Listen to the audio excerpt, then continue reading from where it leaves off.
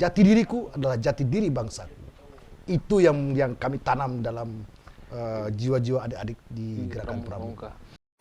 Saya punya policy, kapan perlu seluruh pejabat yang ada di Republik Sungai Penuh ini, saya suruh pakai baju pramuka semua. Hanya pramuka satu-satunya organisasi yang mampu membentuk karakter itu.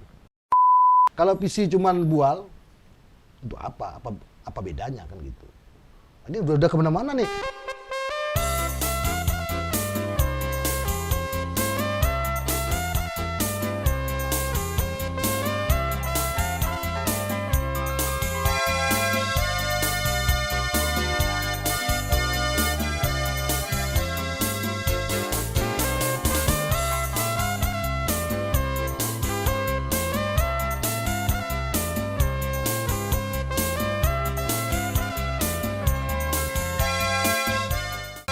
Hari ini kita kedatangan tamu spesial.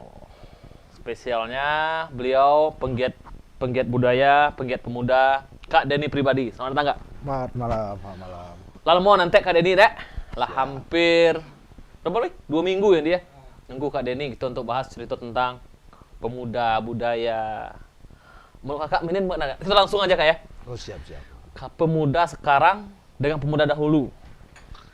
Ini kita sambil guyon ya. Sambil guyon, Be. Yang udah pasti jelas beda perempuan dulu sama perempuan sekarang. Mungkin kalau perempuan dulu sekarang udah peot-peot. Itu udah pasti. Tapi yang jelas tantangan zaman, tantangan teknologi ini membuat kita limbung terhadap kondisi generasi muda saat ini. Kita prihatin. Dan ini juga sebuah tantangan buat kita semua. Bagaimana peran kita semua dari segala lini kehidupan, kita harus bangkitkan pemuda kita. Pemuda kita harus bangkit. Itu yang dapat saya harapkan dari kondisi hari ini. Jadi intinya pemuda harus bangkit gitu kan. Karena gini Kak Denny ya, kalau saya lihat sekarang karakter mental pemuda dulu dengan sekarang itu sangat berbeda Kak Denny. Kalau tuh karakter mental yang dulu ya pemuda dulu tuh kuat-kuat. Sekarang malah saya lihat cengeng, dikit-dikit viral. Kalau yang dulu emang kuat. Kita ambil contoh ya, karakter pemuda, mental pemuda kita sekarang. Di sekolah kita ambil contoh di sekolah. Di sekolah, kita dulu sering ditampar guru gitu kan. Itu biasa saja sih. Kalau sekarang ditampar guru, ngadu ke orang tua, dilapor ke polisi. Nah ini saya katakan karakter mental yang tadi. Mentalnya berubah dari yang dulu sampai yang sekarang. Yang membuat ini berubah itu kan banyak kan ini. Menurut kalian itu apa saja yang membuat ini berubah? Yang jelas zaman membuat semua orang berubah. Tetapi kitalah penentu perubahan zaman ini. Pola pendidikan yang semakin hari semakin berubah ini dengan tantangan ini mesti kita sikapi. Saya bangga sebagai penggiat kepemudaan terutama di Gerakan Pramuka. Di Gerakan Pramuka itulah pembentukan karakter terwujud. Nah, alhamdulillah beberapa hari besok insya Allah itu kan ada pertemuan antar pembina tentang percepatan Pramuka Garuda. Nah, itu kan pembentukan karakter. Guru tak lagi seperti menjadi guru, tetapi dia lebih daripada itu. Dia menjadi ayah, menjadi ibu, menjadi kakak, menjadi sahabat bagi anak-anak yang dididiknya. Sehingga kedekatan emosional itu akan jauh lebih berarti daripada sekedar mengajarkan. Terus saya melihat juga kalau di Pramuka ada istilah apa itu ya? Belajar sambil melakukan. Learning by doing. Learning by doing. Belajar sambil melakukan. Kalau kebanyakan di beberapa sekolah, anak-anak dicekokin dengan materi-materi yang mereka sendiri kadang-kadang jenuh gitu. Jenuh dengan teori. Nah, pola-pola itu. Sehingga dan di dalam itu kita menanamkan karakter. Jadi kita kehilangan karakter sebagai generasi muda, sebagai orang-orang Indonesia yang memang punya karakter dan budaya yang hebat. Nah itu yang tadi kita bilang tadi Karen nih, karakter Pramuka. Salah satu tujuan Pramuka itu membentuk karakter gitu kan. Agar pribadinya lebih kuat. Bisa, ya kita Pramuka kan, kalau filosofi Pramuka saya nggak tahu nih ya. Filosofi Pramuka kalau nggak salah itu pohon kelapa ya? Buah kelapa gitu kan. Tunas kelapa itu filosofinya apa Kak Denny? Karena saya masih lupa itu. Tunas kelapa dijadikan lambang Gerakan Pramuka atas gagasan Bapak Sunario Atmodipuro. Mengapa tunas kelapa? Tunas kelapa punya makna dan kiasan dasar yang luar biasa. Buahnya, semua unsur yang ada di pohon-pohon kelapa itu bermanfaat. Nah, semuanya punya kiasan-kiasan dasar. Dan kita ingin generasi muda kita itu seperti tunas kelapa itu, survive. Coba lihat kapal Titanic itu. Hanya menabrak batu es, bisa karam. Karena di dalamnya penuh dengan para penjahat, perompak, orang-orang yang tidak punya aturan lagi. Tapi tunas kelapa mampu bertahan hidup dimanapun dia berada. Kita berharap generasi muda harus survive, harus mampu bertahan hidup, harus punya jati diri. Jati diriku adalah jati diri bangsa. Itu yang kami tanam dalam jiwa-jiwa adik-adik di Gerakan Pramuka. Dan saya berharap kita semua, betul. Kita semua, Pramuka itu bukan karena bajunya saja, tapi kan karena memang jiwa dan hati kita. Kita bisa lakukan membentuk komunitas Korsa namanya, koordinator desa. Apalagi kawan-kawan yang berusia 20 sampai 25 tahun. Itu kan pramuka dewasa muda yang punya tanggung jawab. Coba bayangkan, kalau masing-masing kita punya tanggung jawab 1 orang, 5 orang anak-anak muda saja, dan itu berhasil. Apakah itu bukan sebuah kebanggaan? Jangan mereka kita biarkan diracuni oleh teknologi. Kita hanya bicara kenakalan remaja, kenakalan generasi muda. Kalau saya bilang ini kenakalan orang tua ini. Orang tua yang nakal. Kenakalan orang tua. Iya.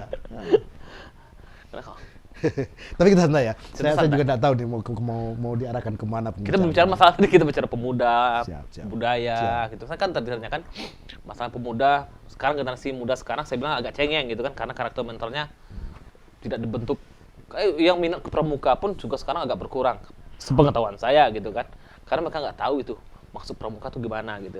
Nah ini Kak Denny, kalau di pramuka tadi membangun karakter mental, apakah di sekolah penerapan pramuka di sekolah juga seperti itu?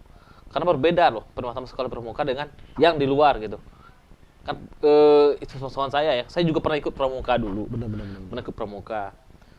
Teman saya pernah ikut jambore, kakak kelas saya dulu pernah ikut jambore. Berbeda ketika saya dilatih di luar dengan Kak Denny kalau SMP 8 dulu. Itu sangat berbeda Kak Denny. Jadi saya lihat di sekolah terlalu banyak aturan yang mengekang, nggak boleh ini, nggak boleh ini, nggak boleh ini. Tapi di luar kita dibebaskan, tapi karakter kita tetap dijaga. Nah itu yang saya ingin tanyakan, kenapa di sekolah dengan di luar pendidikan pramukanya agak berbeda? Kalau saya melihat begini, kita memang harus akui juga bahwa sumber daya manusia, pembina terutama yang paham akan pengetahuan dan pola pembinaan generasi muda itu memang masih lemah. Kita perlu pengayaan lebih banyak lagi. Dan memang Gerakan Pramuka adalah satu-satunya organisasi di Republik ini yang diberi hak untuk menyelenggarakan pendidikan kepanduan. Tidak ada lagi organisasi lain selain Gerakan Pramuka. Apalagi sekarang sudah diperkuat dengan Undang-Undang nomor 10 tahun 2012 kalau tidak salah. Itu kan udah membuat kita semakin kuat organisasi ini. Dan pramuka masuk sekolah bukan anak-anak didik itu ikut pramuka terus pakai baju seragam, tidak. Tetapi pola pendidikan di sekolah itu, semua guru harus terapkan pola pendidikan yang ada di Gerakan Pramuka. Nah, itu sudah diakui. Nah, sehingga karakter benar-benar terbentuk. Karena salah satu fungsi dari pramuka itu membentuk karakter tadi kan. Harus membentuk karakter. Nah, kita inginkan dengan adanya Gerakan pramuka yang dari luar masuk ke sekolah, karakter mental guru pun dan murid bisa lebih kuat lagi. Karena tantangan kedepannya juga lebih berat kan, Itu yang saya inginkan. Tapi pribadi saya gitu kan. Tapi Kak Denny juga, Kak Denny udah berapa lama sih berkecimpung di pramuka? Saya ikut pramuka ketika usia penggalang. Mungkin sudah 40-an tahun. 40-an tahun. 38 tahun saya sudah aktif di Gerakan Pramuka dan saya menikmati ini. Karena kemarin kebetulan Hari Badan Powell ya, Hari Bapak Pandu Sedunia tanggal 22 Februari. Kata beliau dalam beberapa buku tulisan beliau, tahukah kamu jalan menuju bahagia? Adalah ketika kita mampu membuat orang lain bahagia. Kalau saya benar-benar merasa bahagia ketika anak-anak binaan kita berhasil dan kita bangga. Dan itu yang dilakukan oleh Badan Powell. Di Inggris ketika itu membawa anak-anak pemuda di anak-anak tetangganya, yang mereka yang usia penggalang 14 tahun, yang nakal, yang mabuk, yang minum minuman keras, Iya. judi. Dia kumpulkan generasi muda, dia ajak berkemah di Bronsia, di Laut Coklat. Di sana dia ajarkan bagaimana memanah, bagaimana mendayung, dan membentuk karakter anak-anak. Akhirnya mereka memang terbentuk karakternya, lalu mereka disebarkan di kota-kota Inggris itu untuk menjadi orang-orang baik, membantu ibu-ibu menyeberangi jalan, membantu nenek-nenek naik kereta. Itu yang ditanamkan.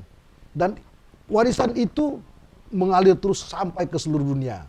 Tapi tantangan tetap saja ada. Jangan sampai teknologi ini justru merusak generasi muda. Justru teknologi ini memperkuat percepatan kita untuk membentuk karakter. Harus manfaatkan teknologi ini. Ya, kita harus memanfaatkan teknologi untuk membentuk karakter kita sendiri. Iya. Tantangan juga semakin besar ke depan. Jadi udah 38 tahun Kak Denny 38 tahun. ikut pramuka. Sejarah pramuka dan di Kabupaten Kerinci ya, karena Kak Denny memang berkecimpung di Kabupaten Kerinci ini. Itu gimana Kak Denny? Sejarahnya pramuka tuh? Secara persis memang saya tidak tahu, tapi beberapa tokoh-tokoh hebat ketika ya udah pada almarhum semua ya. Ada Kak Janit Syarif ketika itu pernah menjadi sekretaris Kuartir Cabang. Banyak lagi Kak Buhari Rain, Kak Arsat Mas, dan mereka memang orang-orang hebat yang memang membentuk mewarnai hidup saya lah, dan saya mengidolakan mereka. Pola mereka memang luar biasa. Kita merasakan beliau itu memang kakak kita, ayah kita yang apa yang kata-katanya memang harus kita dengar karena tidak ada kesalahan satupun. Nah, itulah tuntutan sekarang. Pembina diharapkan memang serba bisa, serba tahu. Pembina pramuka, pembina anak-anak ini harus bisa semua, bisa main game, bisa matematika, karena di tempat kita lah tempat mereka mencurahkan kata dan perasaan mereka, tempat mereka curhat. Nah, sehingga mereka merasa kita adalah bagian dari hidupnya. Nah, ayo kita sama-sama, kita himbau semua orang yang peduli, mari kita gerakkan generasi muda. Sungai Penuh ini akan maju kalau pemudanya maju. Kalau pemudanya diracuni, ya sudah, kita siap terima kehancuran. Selain dari gerakan pemuka, pemerintah juga perlu support di sini. Wajib. Full support gitu kan? Wajib, pemerintah itu wajib hukumnya. Makanya beberapa waktu yang lalu saya pernah bertemu dengan Bapak Wali Kota, saya sampaikan, Pak, saya berdoa semoga Bapak memimpin negeri ini. Dan saya hanya minta satu, bila Bapak berhasil memimpin negeri ini, bangun sebuah bumi perkemahan, tempat mendidik anak-anak dan pemuda di negeri kita ini, kapan pun tempat mendidik para birokrat, para pegawai negeri, ASN dan segala macam yang prajabatan itu di sana. Supaya memang mereka tahu ini loh hidup ini. Dan kapan pun depan bikin kuburan. Dan kalau siapapun tokoh yang meninggal, ya siapa tokoh yang meninggal di sana, kuburkan di sana supaya dikenang. Supaya dikenang sebagai orang yang telah mengabdikan dirinya untuk pembinaan generasi muda. Kalau enggak, ya sudah, mereka punya sejarah yang kelam nantinya. Itu saya sampaikan pada pembina. Jadi sudah sampaikan gitu kan? Sudah saya sampaikan. Jadi maksud Kak Denny menyampaikan itu ke wali kota karena ingin membangun karakter mentalnya tadi. Karena kita peduli. Kita peduli gitu. Dan saya yakin Bapak Wali Kota sangat peduli karena beliau tokoh pendidikan. Benar, guys. Berharap didengar nih sama Pak Wali Kota gitu. Iya, saya berharap Pak Wali Kota, Pak Wawako ya bisa dengar ini. Bisa dengar ini gitu kan. Dan tapi beberapa kali saya pernah ketemu juga dengan Pak Wawako ketika ini. Beliau respect, luar biasa. Saya minta malah adik-adik kita nih selain dididik tentang karakter, untuk ekonomi, mereka perlu hidup toh. Kemandirian, beliau menyarankan bina lewat kelompok-kelompok komunitas UMKM dan sebagainya. Sehingga, tapi mudah-mudahan ini bukan hanya retorika ya, bukan sekedar hayalan, tapi kita ingin buktikan. Kalau enggak, ya sesuai kemarin gitu kan, perubahan gitu kan. Semuanya perubahan. Perubahan, kita harap juga ada perubahan di Kota Sungai Penuh. Insya Allah, saya yakin dan percaya. Perubahan dari segi apapun, dari karakter mentalnya, ekonomi juga berubah. Ya. Saya juga ingin berharap gitu Kak Denny, Kak dibilang tadi. Beneran dari ekonomi, UMKM digerakkan lagi. Apalagi sekarang kalau kita bicara banyak masalah ekonomi kreatif gitu kan. Ya. Kreatif kayak YouTube, Facebook, Instagram atau media sosial itu bisa dijadikan ladang untuk ekonomi gitu kan? Ya. Lahan untuk ekonomi. Nah itu bisa harus dimanfaatkan. Tapi kita kembali lagi, salah satunya kita sambungkan lagi ke yang tadi. Oh siap. Sambungkan yang tadi. Ini udah ngawur gitu kemana-mana. Kita sambungkan yang tadi masalah, Iya, benar. masalah pramuka. Ah. Ada nggak hubungan pramuka dengan kebudayaan nggak? Sangat lekat hubungannya. Berarti sangat dekat hubungannya. Sangat dekat hubungannya. Karena bahkan Ya. di Gerakan Pramuka ada beberapa dinas instansi yang membuat satuan karya ya. Kalau di kehutanan namanya Wana Bakti, kalau di kepolisian namanya Bayangkara, di TNI sekarang ada Wira Kartika, di kebudayaan Widya Budaya Bakti namanya. Satuan karya. Saya kebetulan saya ditugaskan oleh Kuarda Jambi untuk membentuk itu. Tapi sayang, mohon maaf. Ya. Ketika itu saya menghadap pimpinan yang punya kompeten ya di bidang itu, tidak begitu tidak begitu respon.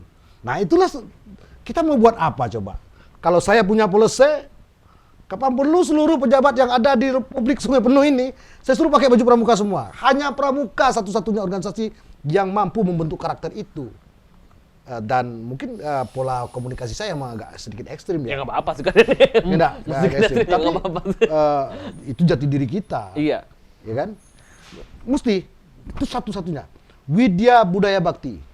Pendidikan kebudayaan. Bakti terhadap kebudayaan. Itu semua udah diajarkan. Di Kuarda Jambi itu udah jalan. Udah jalan ya? Udah jalan. Masalah jadi hubungan Masalah pramuka dan kebudayaan. kebudayaan juga sangat erat gitu kan. Karena budaya masyarakat kita agak berbeda dengan budaya masyarakat lain gitu kan. Apalagi budaya di Indonesia itu kan berbeda-beda. Berarti Benar. pramuka menyesuaikan dengan budaya yang ada di daerah tersebut. Iya. Maksudnya model Kerinci gitu kan, budayanya seperti ini. Sumatera Barat juga Medan juga berbeda. Iya, benar-benar. Jadi memang pramuka menyesuaikan dengan budaya yang ada, tapi tetap dengan ciri khas pramuka yang tadi. Karakternya ya. Ya budaya yang membentuk karakter kan. Budaya Dari membentuk karakter. budaya yang membentuk karakter. Karena kita sebuah kebanggaan bahwa kita punya budaya warisan yang luar biasa. Peninggalan-peninggalan budaya juga luar biasa. Bahkan yang saya dengar salah satu bahwa orang tua leluhur kita dulu mereka jauh lebih tinggi peradabannya, ilmu pengetahuannya. Itu terbukti dengan peninggalannya. Aksara Incung Kerinci itu adalah salah satu warisan budaya. Tapi sayangkan kita hanya bilang Incung saja. Kita kan tidak pernah melakukannya bagaimana menulisnya. Apakah anak-anak dan generasi muda kita tahu itu? Nah, itu peran kita. Itu peran pemerintah ya. Pemerintah yang punya kewajiban untuk itu. Karena mereka kan tugas pemerintah mengadministrasikan keadilan itu. Iya. Mereka juga tidak perlu ngajarin orang membuat aksara. Tidak perlu. Tapi mengadministrasikan, meletakkan ini pada tempatnya. Pada track, pada garis. Sekarang apa yang menjadi visinya? Kalau visi cuman bual, untuk apa? Apa bedanya kan gitu? Ini udah kemana-mana nih. Saya bicara tentang pemuda, tentang politik apa ini? Saya tidak bicara politik ya. Saya hanya bicara. Kita bicara bebas ya. Ketika kita bicara tentang ini ya, ketika saya bicara tentang pemuda, darah saya ini terasa menggelegak. Karena memang benar-benar prihatin. Kita mau menuntut semua elemen masyarakat. Ayo bangkit. Ayo kita sama-sama. Kalau saya ini apalah? Apa yang saya bisa lakukan, insya Allah saya lakukan. Dan saya sudah katakan kepada kawan-kawan, nyawa ini sudah saya hibahkan untuk generasi muda. Untuk kemajuan generasi muda. Sudah saya hibahkan. Karena kita bicara gini Kak Aiden ya. Kita ke pramuka, tadi membentuk salah satu membentuk karakter. Benar. Karena kalau ini kalau bicara pemuda, darah Kak Aiden ini bangkit gitu kan. Karena saya juga pemuda gini ya. Ya. Usia saya masih 30-an lah. Ya. 30-an. Saya juga agak miris gitu nah. Pemuda sekarang tidak mengenal budayanya. Nah, gitu kan. Budaya kalau tidak betul kata kalian tadi, kalau pemerintah tidak mensupport, setidaknya mengadministrasi lah masalah budaya ini, makin lama budaya kan makin terkikis gitu kan. Orang nggak tahu lagi budaya kita. Entah orang tahu itu tulisan Incung atau enggak. Iya, benar. Arti tulisan Incung juga nggak tahu. Apalagi budaya kita. Silat bencek. Silat, Bencek, bencek, banyak sekali. Jujur aja Kak, saya juga nggak bisa bencek. Ini Wahyu bisa yuk? Banyak yang nggak bisa, Iya, karena benar. tidak diajarkan tadi itu. Kami dulu, ya ketika saya masih kecil-kecil dulu, kami bangga menjadi anak Lahek, kata orang sini. Orang kampung yang berada di Lahek. Kami diajarkan mengaji, diajarkan didikan subuh, diajarkan bencik, pepatah potitih, peno, oleh orang-orang tua kita dulu. Karena memang orang-orang itu memang tokoh yang layak untuk kita ikuti. Gelar-gelar yang mereka sandang itu mereka benar-benar pertanggungjawabkan. Tapi hari ini memang kita harus akui kondisinya memang sudah jauh berubah. Apapun yang terjadi menurut saya, perubahan sebesar apapun yang terjadi, budaya, pembentukan karakter harus tetap kita pertahankan. Sama-sama kita, bersama-sama. Karena masa depan negeri itu di pemudanya tadi. Tergantung pada pemudanya. Pemudanya tadi. Gitu. Makanya sekarang mohon maaf aja, generasi muda kita diracuni. Bukan hanya generasi mudanya, yang tua-tua juga diracuni oleh permainan-permainan yang tidak jelas ini. Media sosial gitu kan? Media sosial, ada yang main game, apa tuh namanya? Chip-chip itu tuh. Mohon maaf aja nih, mohon maaf, saya tidak mau bilang siapa-siapa. Silakan, gunakan itu. Tapi untuk hal-hal yang produktif, yang konstruktif, yang lebih baik. Saya kalau dianggap gaptek untuk urusan yang kayak begituan, saya nggak masalah. Jadi ini nggak masalah dibilang agak konvensional gitu ya? Iya. Masa nggak masalah dibilang agak konvensional. Tapi karakter tetap ada gitu. Kita harus punya karakter masing-masing. Kita harus bangun. Ya, cobalah lihat nih, mereka main bola kaki tidak perlu lagi main bola kaki. Tangannya seperti main bola kaki tapi di tangannya. Kapan keringat bisa keluar? Kapan jiwa sehat? Kapan olahraga tubuh itu kuat? Iya betul. Nah itulah. Tapi ya setidak-tidaknya kita seimbangkan itu. Ayo kita sama-sama. Kita balanskan gitu kan? Balance. Semua hidup ini harus ada keseimbangan. Harus keseimbangan. Lagi bicara gitu kah? Yang saya agak miris gitu kan ini ya. Tadi karakter mental pemuda kita, budaya juga makin terkikis. Nah, menurut Kak Denny nih ya, apa yang perlu dilakukan? Khususnya bukan hanya pemerintah ya, tapi orang tua nih. Apa yang harus dilakukan untuk supaya karakter mental ini terbentuk lagi? Kita punya jati diri kita sendiri, karakter kita sendiri, budaya kita juga tidak terkikis. Karena kita takut nanti bisa-bisa Tari Ranggo diklaim oleh negara lain gitu kan? Benar. Karena kita nggak peduli. Iya benar. Karena kita nggak tahu. Ditanya lagi, Tari Ranggo tahu nggak? Nggak tahu gimana Tari Ranggo gitu kan? Ya. Karena itu tadi. Menurut kalian ini apa yang harus dilakukan? Langkah-langkah apa yang harus dilakukan? Sebenarnya secara teoritik semua orang mungkin sudah tahu apa yang akan kita lakukan.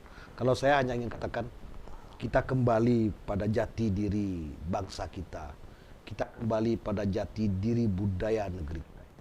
Alhamdulillah di organisasi Gerakan Pramuka, terutama di Kuarda Jambi. Iya. Kuarda Jambi itu memprogramkan di periode 2017-2022 pengurusan kuarti daerah itu, programnya 1000 Pramuka Garuda. Apa yang membedakan pramuka yang lain dengan pramuka Garuda? Tentu itu adalah pencapaian tertinggi dalam jenjang dan tingkatan kecakapannya. Di sana akan dinilai apakah adik binaan kita ini punya kompetensi berbahasa asing, apakah adik ini pernah mengabdi di lingkungan di mana dia berada, dia menjadi suri tauladan buat kawan-kawannya, dia punya kecakapan hidup. Ada beberapa kecakapan keterampilan, ada Purwa, Madya, dan Utama. Saya lupa itu jumlahnya. Yang jelas itu adalah menjadi standarisasi, sehingga semboyan hidup dalam diri mereka ketika mengalungkan pramuka itu setia, siap, setia. Setia, siap, setia. Setia, siap. Ya setia, ya benar-benar setia. Setia pada bangsa, agama, negara. Siap, enggak nunggu-nunggu dulu. Ya siap, ya benar-benar. Tunggu dulu, itu enggak siap namanya. Memang benar-benar siap. Dan bersedia berbuat kebaikan. Itu menjadi semboyan mereka. Mudah-mudahan kalau karakter itu yang ditanamkan di dalam diri anak-anak dan pemuda kita, insya Allah Kedepannya kita lebih baik. kita lebih baik. Yakin, optimis saja.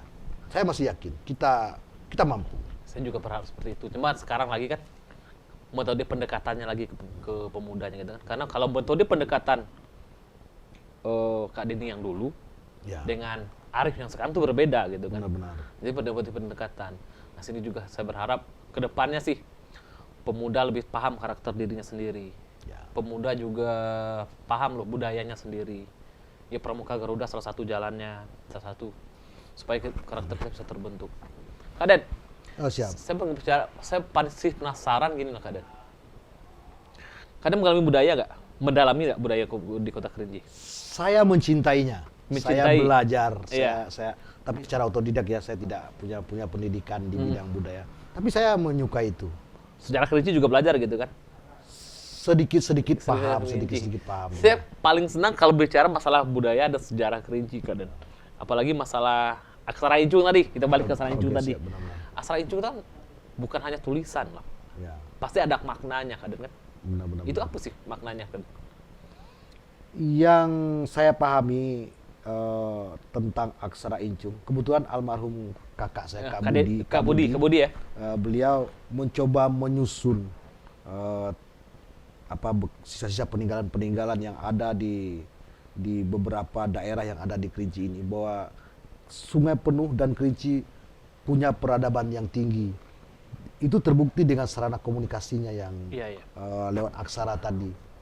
Dan itu berbeda sekali dengan aksara yang ada di dunia. Di Bengkulu ada namanya rencong. Mm-mm. Ada aksara Sanskerta. Nah, Iya. kita punya aksara Incung itu yang berbeda, punya ciri yang berbeda.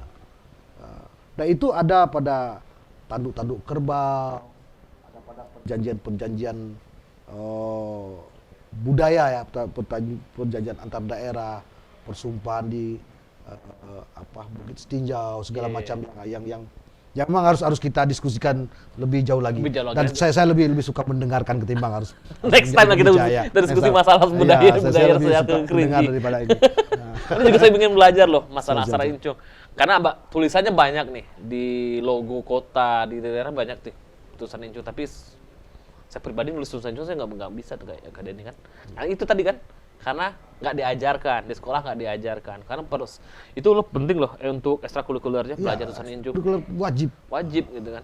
Kita mirisnya kalau budayanya seperti ini, malah kita tergerus dengan karena kita ngikut budaya asing, budaya kita tergerus gitu kan. Kita takutnya seperti itu, makin lama makin hilang budaya kita. Ya saya melihat di daerah-daerah lainnya, saya pernah ke... Mau kopi silakan Kak. Oh iya. Santai Kak. Ayo. Itu jadi tegang sendiri nih. Bro. Kok bro?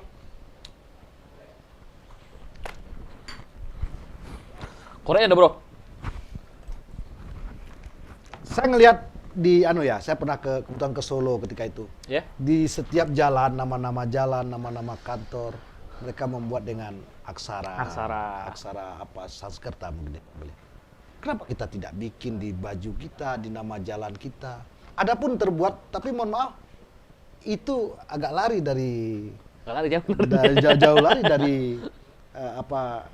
sistematis ya, sistem yang ada di aksara itu, karena tak cukup dengan artistik, tapi nilai-nilai kebenaran yang ada. Nilai-nilai estetik, dalamnya itu juga harus ada gitu. kadang-kadang tulisan aksara Incung itu mirip dengan aksara rencongnya Bengkulu. Nah, itu. Kita kan padahal kita punya ciri khas masing-masing gitu kan. Kita punya ciri khas.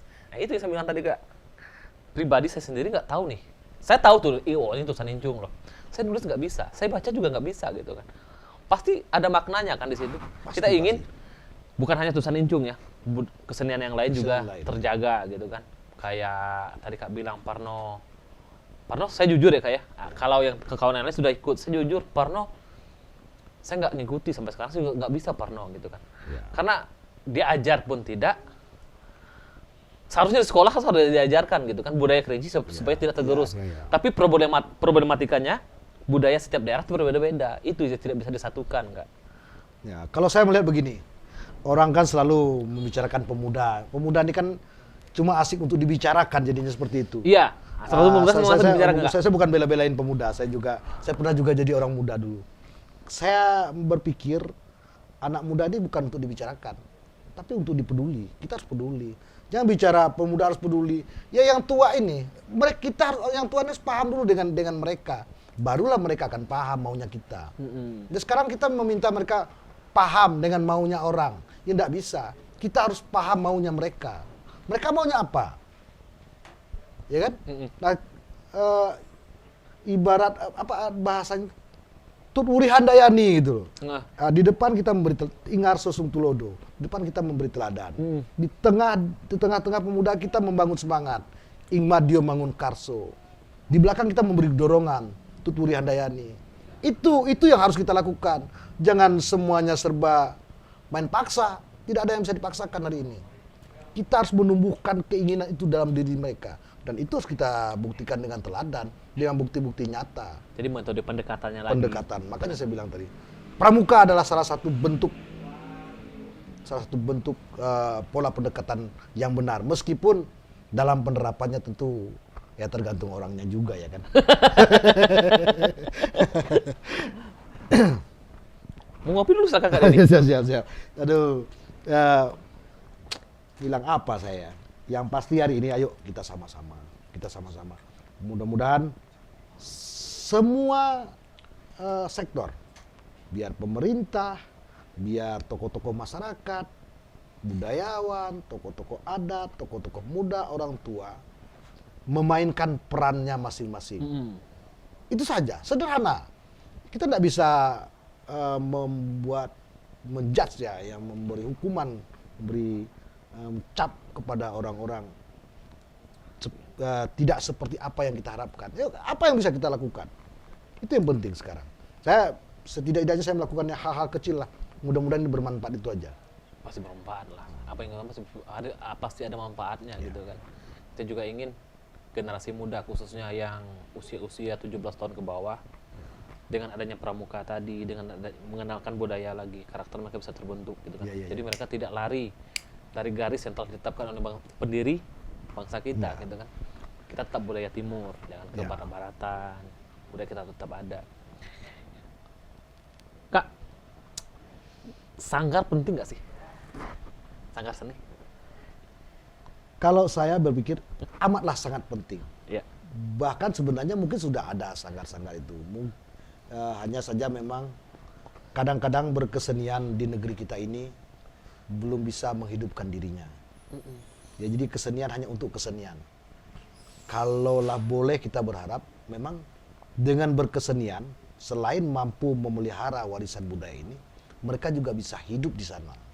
Padahal kan kesenian ini kan juga punya nilai ekonomisnya. Iya, makanya saya katakan. Jadi bisa dijadikan misalnya nih, kita sudah punya budayanya tersendiri, punya karakter sendiri. Wisata budaya bisa disenggah penuh. Di Bali contoh kan, di Yogyakarta juga ada seni budaya. Orang banyak wisata budaya di situ. Iya. Maka saya bilang tadi Kak, penting nggak sanggar gitu kan? Sangat penting. Bahkan saya dulu ketika masih remaja ya, kan punya sanggar, punya teater. Teater kami namanya Teater Senja. Memang luar biasa waktu itu. Dan alhamdulillah saya punya adik-adik yang masih suka ya, tapi hanya menyalurkan hobi dan minat bakat saja. Belum sampai menjadi sebuah komunitas yang besar. Mau tidak mau memang peran pemerintah. Lagi-lagi peran pemerintah ya? Iya, peran pemerintah. Jangan justru dibunuh. Karena mohon maaf, saya juga pernah pelaku industri kecil dulu. Ketika kami melestarikan aksara Incung Kerinci lewat batik. Kami orang batik pertama loh di Kerinci ini. Di Kerinci? Kerinci ini kami orang pelaku batik utama. Bahkan alhamdulillah mampu mengangkat nama Provinsi Jambi di level nasional waktu itu. Namanya Gugus Kendali Mutu tingkat nasional.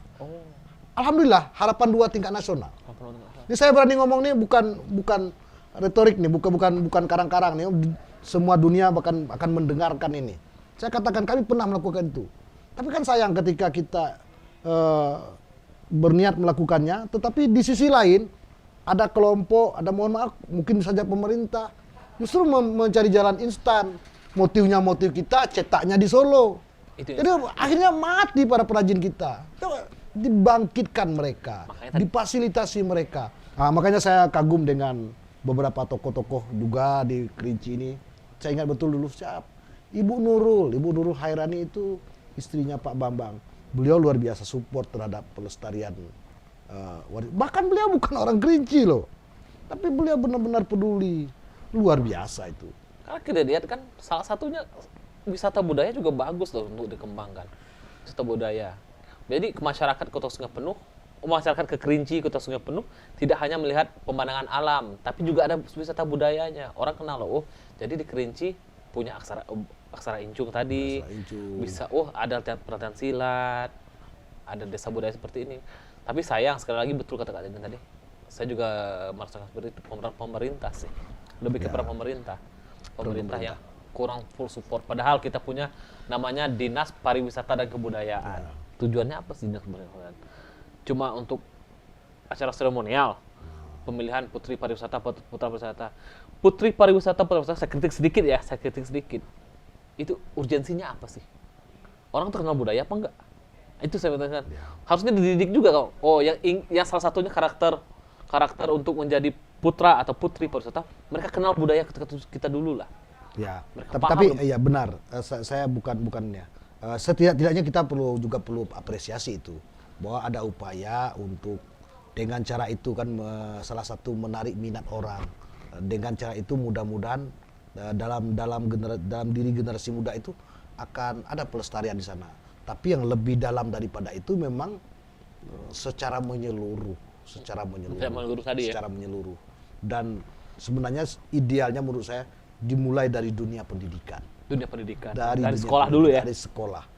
Itu yang paling gampang. Kalau yang lain kan bisa aja ya, ada yang instan. Kadang-kadang cari popularitas, ada Nah, cari itu ekonomi. tadi kan. Tapi itu kita juga tidak bisa salahkan. Lah ya itulah dunia dan itu tantangan. Yuk jawab tantangan ini sama-sama. Kita harus jawab tantangan Jawab sama-sama. tantangan sama-sama. Maka kita berharap dengan kita berbicara di sini, Kak, semoga bisa menginspirasi orang lain gitu. Ya. Apalagi Kak Denny gitu kan udah lama di pemudaan, pramuka, penggiat budaya juga, penggiat seni juga. Kita berharap khususnya pemuda Kota Sungai Penuh, Kabupaten Kerinci, ayolah kita kembali lagi. Ya. Kembali lagi bentuk karakter kita pribadi masing-masing gitu kan. Dengan karakter orang Kerinci seperti ini, Kota Sungai Penuh ini, jangan tergerus zaman gitu kan. Benar-benar. Jangan zaman malah membuat kita ke arah yang berbeda gitu. Budaya kita hilang gitu. Ya. Zaman pasti dan boleh saja berubah. Tetapi karakter dan jati diri kita tak satu pun yang boleh merubah itu. Banyak bentuk perubahan-perubahan yang dilakukan. Ya, itu sebuah tantangan buat kita. Tapi saya yakin dan percaya. Dan alhamdulillah keberadaan tempat ini itu mudah-mudahan menjadi inspirasi juga buat yang lain-lain. Amin. Banyak yang bisa dilakukan. Generasi muda bisa bikin vlog, bisa bikin film-film pendek lewat sarana teknologi ini. Iya.